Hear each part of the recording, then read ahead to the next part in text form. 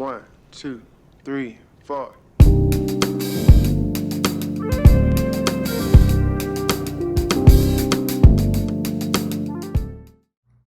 All right, hello, and welcome back to It's Not a Sport, Season 3, Episode 22. So first off, disclaimer about the shows in the upcoming weeks. School started for me, so the schedule of release dates for the show may change depending on what goes on in my life. So that's a little bit of a disclaimer. Otherwise, always just remember, quick reminder, leave a like, comment, and subscribe. Really helps out. Follow us on our social media as well. And if you want to listen to our previous shows, they're up on the YouTube channel. And you can always listen to us on Spotify, YouTube, SoundCloud, iTunes when they go up. All links are in the description below. All right.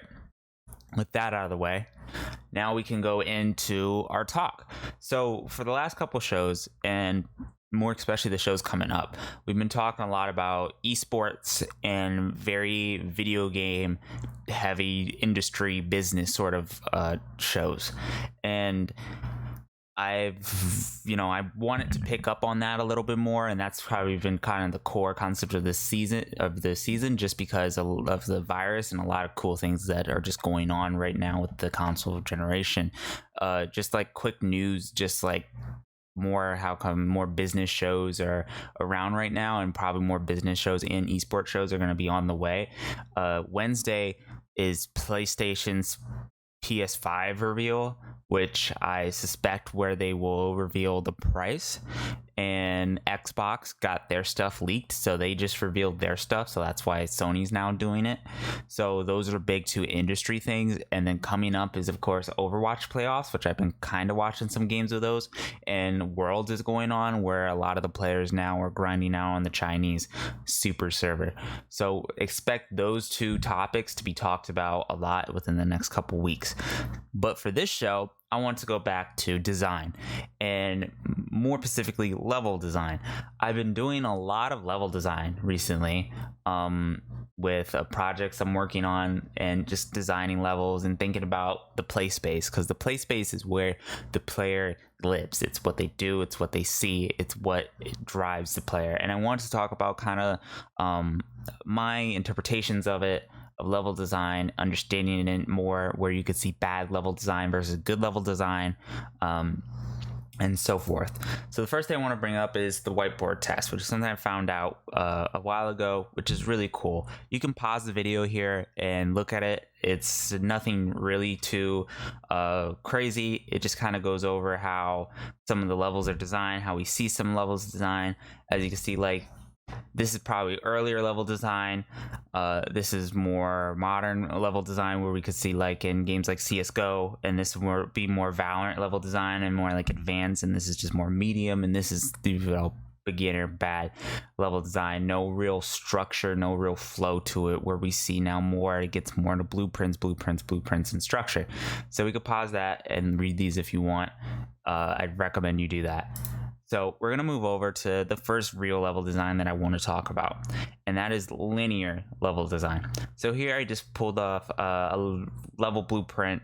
It's a map of a level off of Google Images, and we can see how this type of level design, and we see it a lot, this is probably the most common type of level design in video games, because you want the player to get to point A to point B, and you want to bring them obstacles. So over here we can see that this is the stars level start, this is the level end.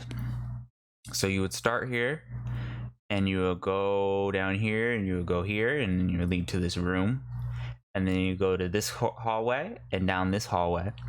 And I'm sorry for people who listen to podcasts, where like I recommend the YouTube so you can actually physically see it. But essentially, it is just a straightforward shot. You see the stairs, you see the obstacles where it says rubble, no walk, box, no walk. You can see the obstacles in the level blueprint, and you see the checkpoints where the enemies are, where it's a heavy versus range versus melee versus a swarm enemy in the map, where they're each placed, and when they get to the final point. where they start to where they end. We see this type of common linear level design, for example, in mostly story impacted games, and they kind of switched it up a little bit, but we're going to talk about that later. But like, for example, the old Metal Gear Solid games, very linear. The old God of War games, very linear. Uncharted games, very linear.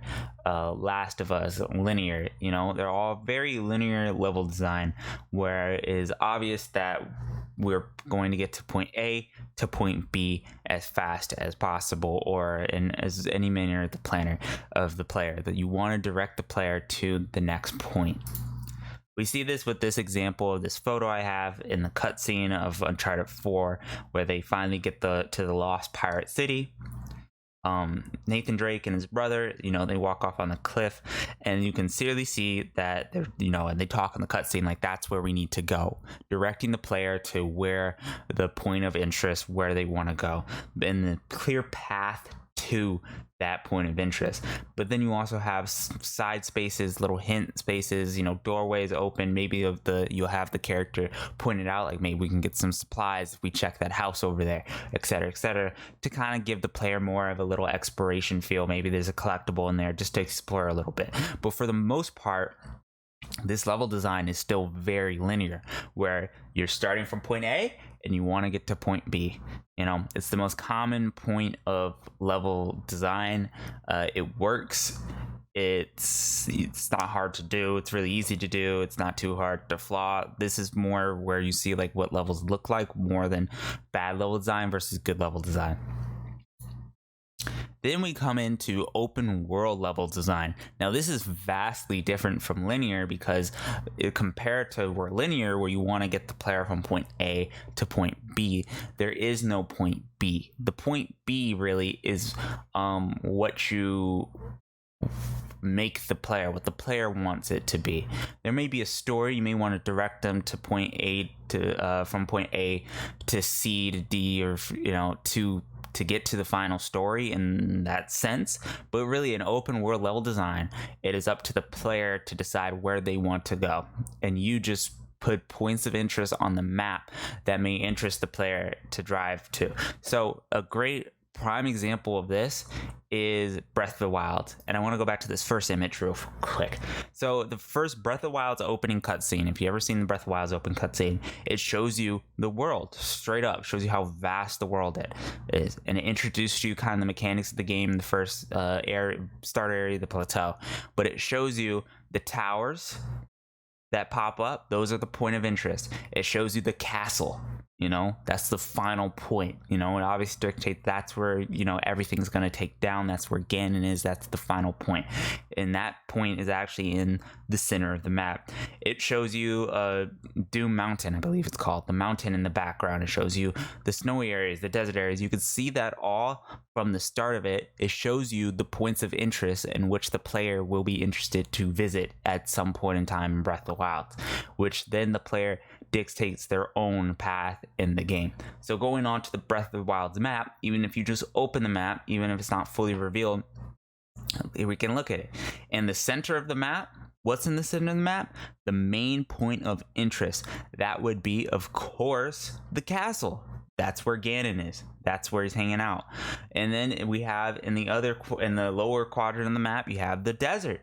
That's another point of interest, with the snowy mountains as well. And then you have, if you go up in the left corner, up left, you have more mountains, a more Ritu village that you can go to. That's another point of interest that the game wants you to explore.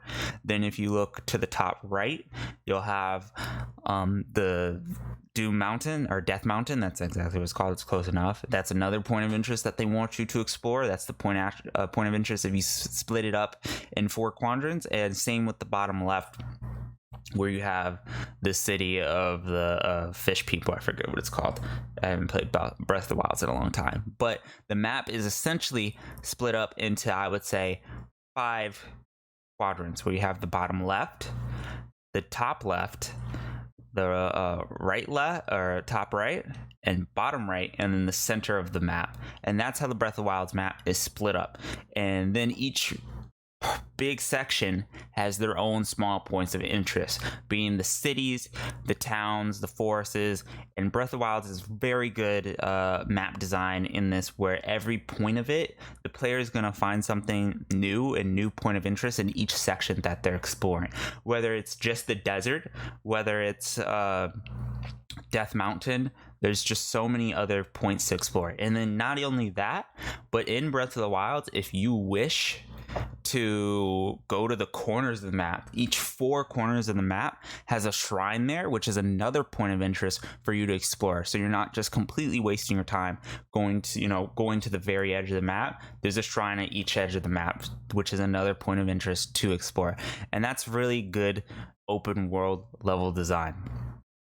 Then you get a mixture of both, and a mixture of both comes in the sense of, for example, God of War 2018. God of War 2018, you could say, is open world in a sense, but it is actually really linear.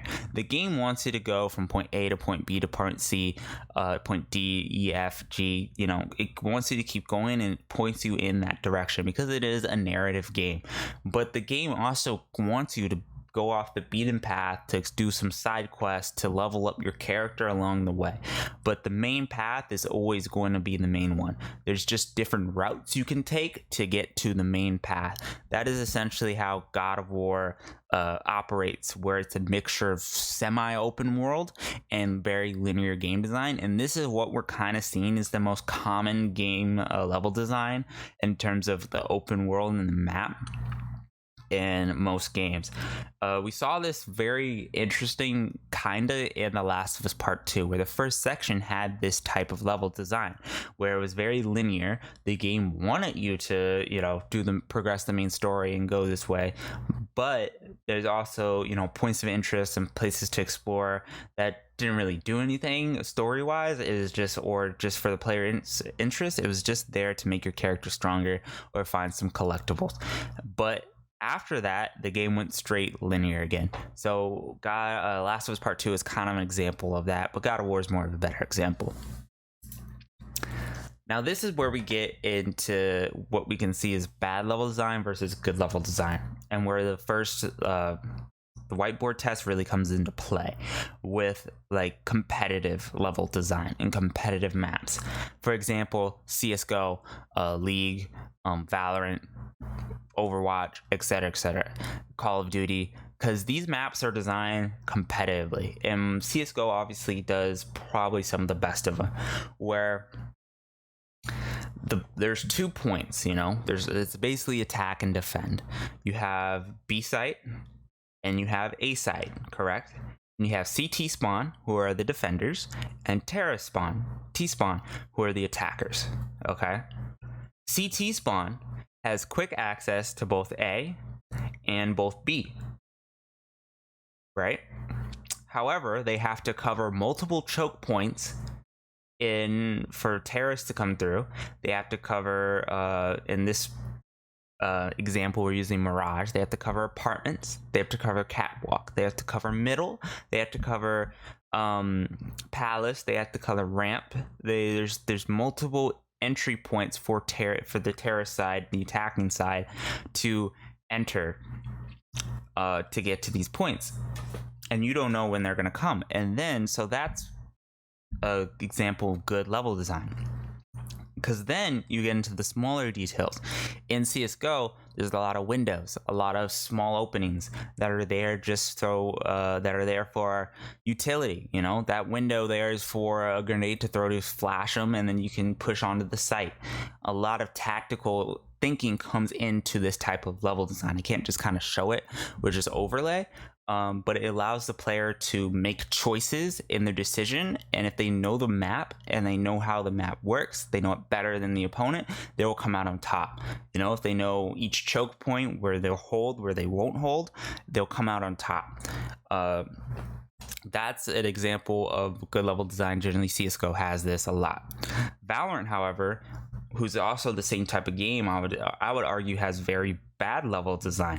They try to go for something very different. In this example, using the map Bind, which is arguably one of my worst. I hate this map, to be fair. We have despawn and we have A spawns. We have attacking and we have defense. Now, defense spawn has quick access to both A site and B site. However,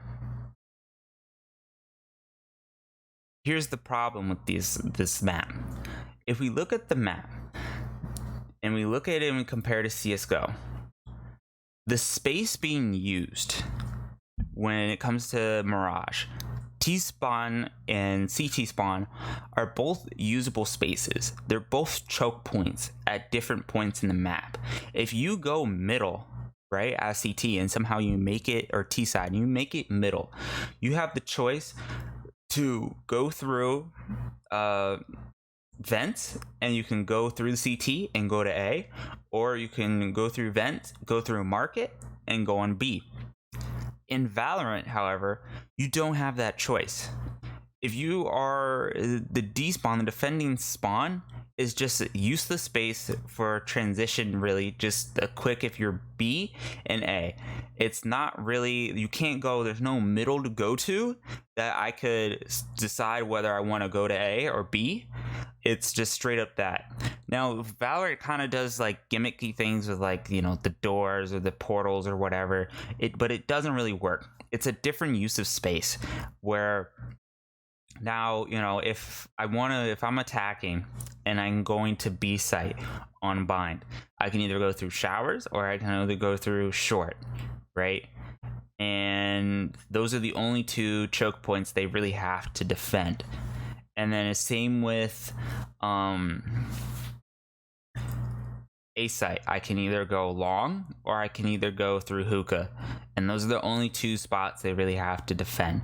And how Valorant does is like, oh, I could push it real fast and I could take the teleporter and switch, but it's not a risky move because I still have to push hookah and or long. And then also Valorant has this weird type of game design where we're in CSGO you actually have time to, as soon as the round starts, you have time to get into position, they have time to attack. They buy, it starts, you go straight off the bat. But in Valorant, you buy, you move, you set up a little bit, and they have block off points where you can't push at all, meaning you can't just rush or anything like that. You have time to set up and then you go. So Valorant versus CSGO level design is a prime example, I think, of good level design versus bad level design, and hopefully you check it out. Now, there's two other more types of level design. There's a MOBA level design, which obviously a MOBA needs a type of map in order to be efficient. It needs a jungle, it needs a bot lane, it needs a mid lane, it needs a top lane, because at its sense, a MOBA is a tower defense game. That's really all it is. And it needs those sort of spots in order to make that map go. And then it has a river that lets you access all of the lanes. I use the Dota map here, for example.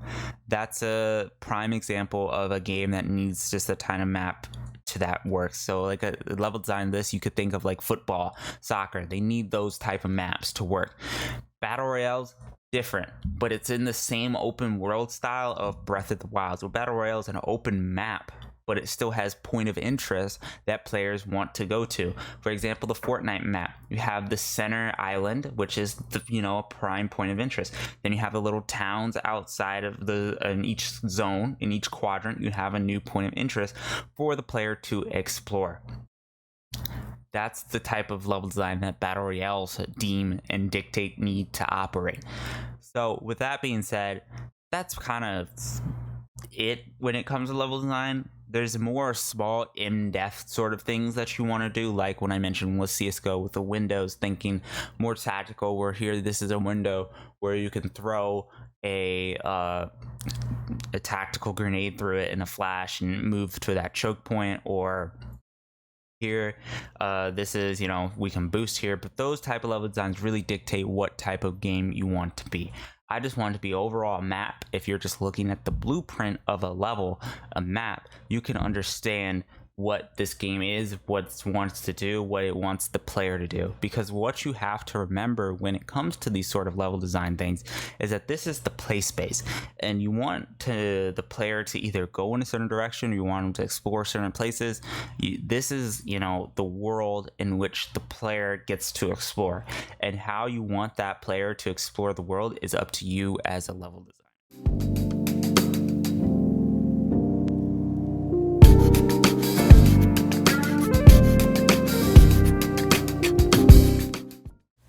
All right, so good talk. I hope you guys enjoyed that, talking about level design, little design heavy talk this week.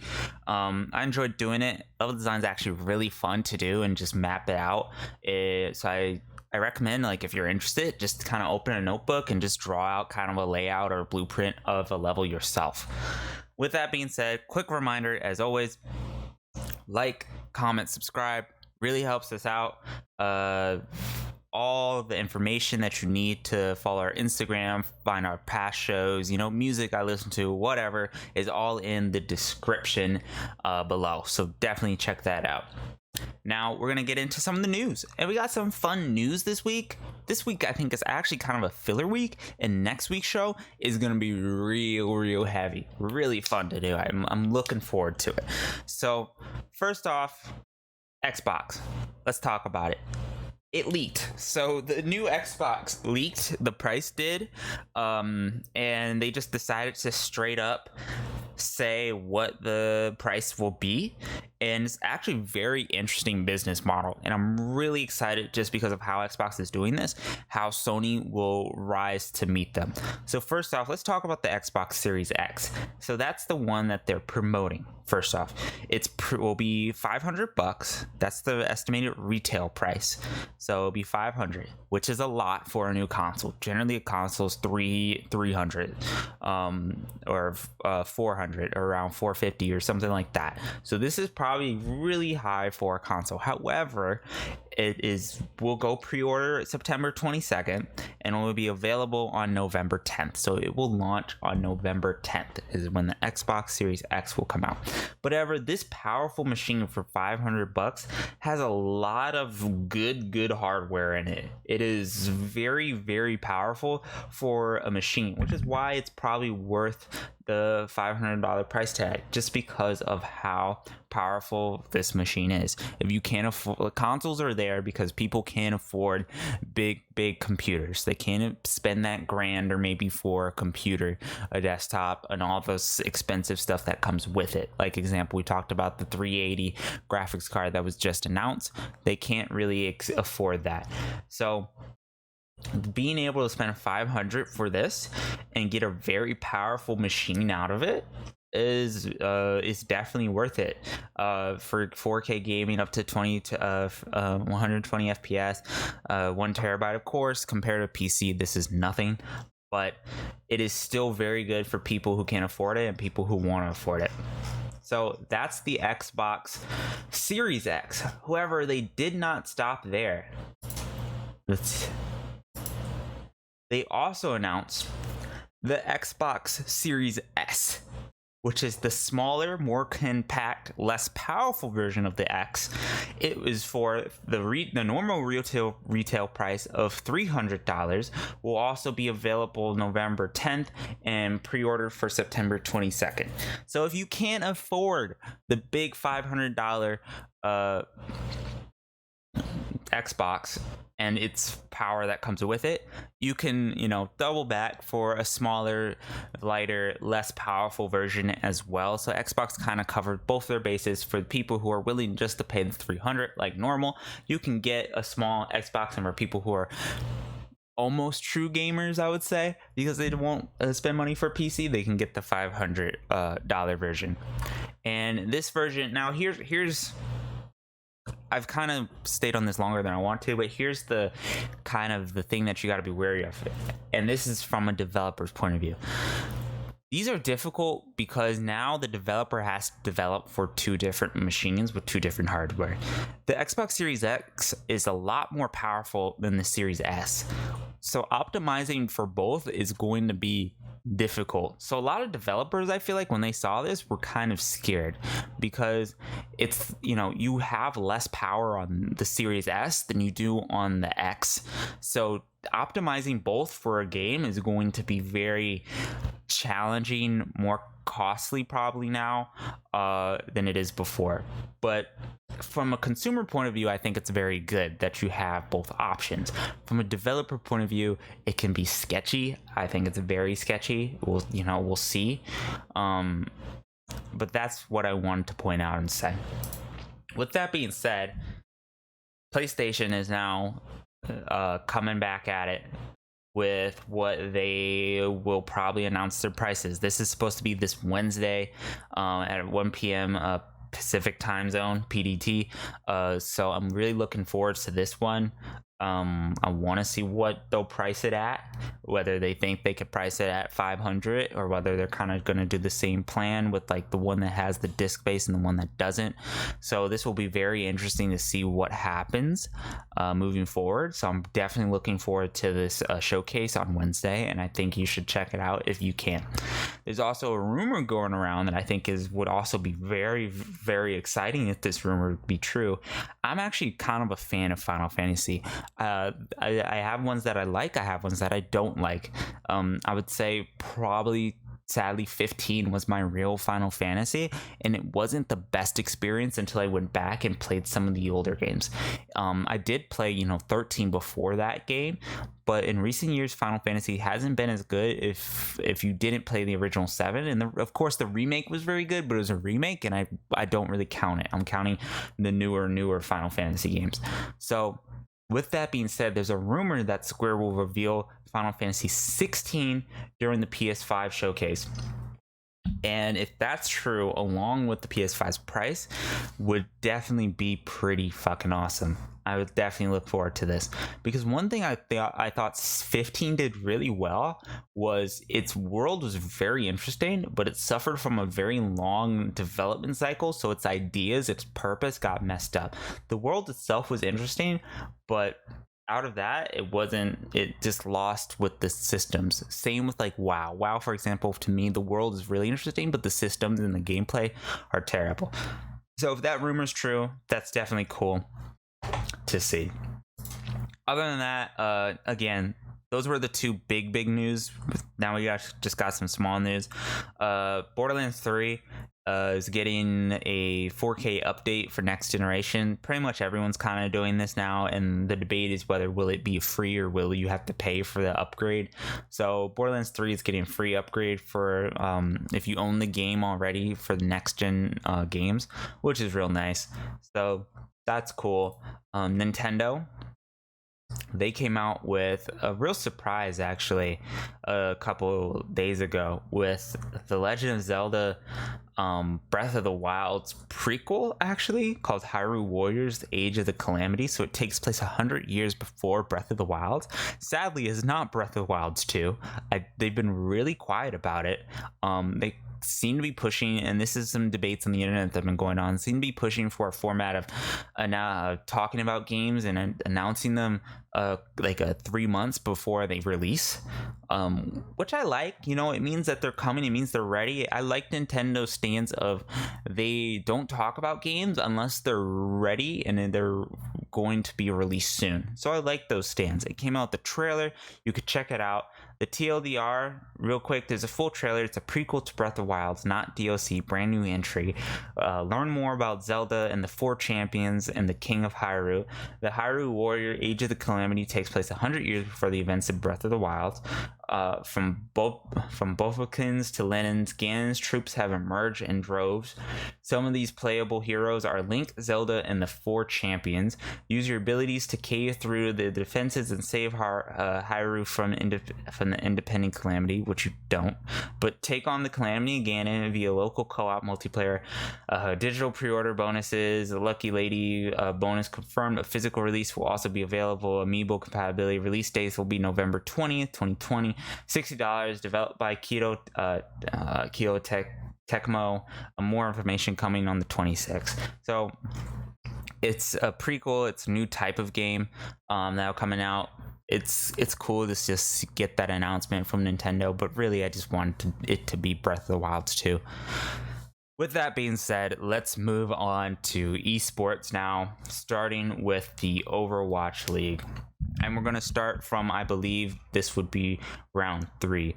So in round 3, because we already went over, or no, not round 3, round 4. Round 4 winners bracket. We're going to start. We have Philadelphia Fusion versus Los Angeles Valiants.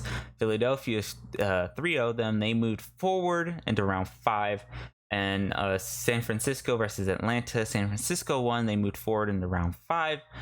Those other 2 teams got sent to losers, which then they played in losers. And Atlanta lost to Florida Mayhem. Florida Mayhem moved forward in losers. Los Angeles Valiants lost to Washington Justice. Washington Justice moved forward in losers. And then in round 5, we have Philadelphia in winners versus San Francisco Shocks. I actually think I watched some of this game. San Francisco moved forward, and they get to play in finals weekend. And then in losers, we have Florida Mayhem versus Washington Justice. Washington Justice moved forward. Since Philadelphia Fusion got sent to losers, they first off against Washington. They 3-0'd them. Philadelphia Fusions moved forward, and they also get to play in grand finals weekend. In the Asian bracket, we're going to start from round 4. Shanghai Dragons versus Seoul Dynasty. Shanghai Dragons won. They moved forward. So Seoul Dynasty got sent to losers. They first off against New York Excelsior, and they moved forward. So Shanghai Dragons moved forward, and they also get to play. I really like the idea that now we're get to seeing losers. So we'll get to see finals bracket, but for so far in Asia, it will be Shanghai versus Seoul Dynasty, and Philadelphia Fusion versus San Francisco Shot. I believe they're still playing at the times of recording this. Usually I record on a Monday. Right now it is a Sunday, just because of how my schedule is changing. But that's what's up with that. And then we will see what will happen in the grand finals, where they run double elimination match, where the top NA team and the top Asian team will go up against each other, then they'll be sent to losers, and then eventually the champion will be crowned, yada yada yada, in the next couple of weeks. In League of Legends, nothing's happening in League of Legends right now. Really, it's just a kind of a fun time to watch the teams play on the Chinese Super Server. If you don't know what the Chinese Super Server is, essentially because China has such a big League of Legends population over there compared to any other region, they have, I believe, 29 different servers. And the Super Server is for the best of the best, where you're supposed to maintain a Diamond 1 account to be in the Super Server. So the Super Server is where all the pros play solo queue. It's where all like the best of the ladder get to play. Now the problem with why I don't like this being in China, why I'm kind of pissed about being in China in the Super Server, is that they can't stream on Twitch because Twitch is banned in China. We can't view any of their games or the ladder because, well, you can, but it's very difficult because of just how China's government is and just how dictated they are with their internet service. If I want to see people climb the Korean ladder, Showmaker climb the Korean ladder, I could just go on op.gg, switch it to Korea, and watch from any other region. But China's the only region that can't do that because of Chinese laws, and I really dislike that. Riot, I think, needs to, if maybe somehow someone out there, I'd really like them to show me some of the ladder on who's playing, who's who, especially now, without a VPN, without me watching somebody else's stream, just to see the games that they're playing, so I can know, what champions they're playing and how the pros are climbing and training during this boot camp season, especially before Worlds, because I think it would be very good for the overall player base to learn, how these guys are climbing, what are they doing in this server right now, how are they training to prepare for Worlds. And as a player, as a person who's interested in esports, it is incredibly difficult for me to find those games and to figure it out.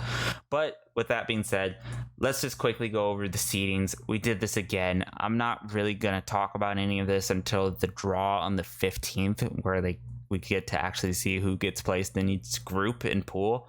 So for China, Top Esports is first, followed by JD is second, Sunny is third, And then in Europe, G2 is first seed, followed by Fnatic being second, and then Rogue is third. Those two regions have 4 seeds, so 4 teams going into Worlds. We have Damwon Gaming for first, and Dragon X, and then Gen G for Korea. Then we have Team Liquid, FlyQuest for 1 and 2 in North America, and the PCS we have Matchy Esports, and then that's kind of who's in group stages. Then we have the people who are qualified for play-in stages, which is LGD Gaming for China, Mad Lions for Europe, Team Liquid for NA, PSG Talon for PCS, INS for Brazil, Unicorns of Love for CIS, V3 Esports for Japan, Rainbow 7 for Latin America, Legacy Esports for Oceania, and Papura Supermassive for Turkey. And they changed up the format this year as well because Vietnamese teams couldn't make it. So we're going to talk about all that probably next week when the draft and this draw happens. Now, last but not least, let's talk about game releases. We had Tony Hawk Pro Skater 1 and 2 come out on September 4th, the remake of those. We had Kingdom of Amalur Re-Reckoning, another remake, a game I actually played growing up that I really like and wouldn't mind replaying. Came out on September 8th. Then we had Sims 4 DLC, the Outer Worlds DLC, nothing super big. Spelunky 2 came out on the PS4 on September 15th. We had Super Mario 3D All-Stars come out on September 18th as well. We talked about that on our last show. And then WWE 2K Battlegrounds came out on the September 18th as well, or is coming out on September 18th. Spelunky 2 will come out on PC September 29th. We have a Troll Hunters game. Mafia Definitive Edition comes out later. A Little Big Workshop, nothing huge big, but we'll have some cool stuff also going into September and the later years when we get into the holiday season. Anyway, that's gonna be this week's show. I hope you enjoyed it. As always, make sure to leave a like, comment, subscribe. It really helps us out. If you want to listen to all of our previous shows, they're up on the SoundCloud, Spotify, iTunes, and all are archived on the YouTube. All links are in the description below, as well as our social media. Our Instagram, It's Not a Sports Show You, where we post some really cool art every once in a while. This has been your host, Salty Waffles, signing off, and I hope you guys are having a wonderful climb.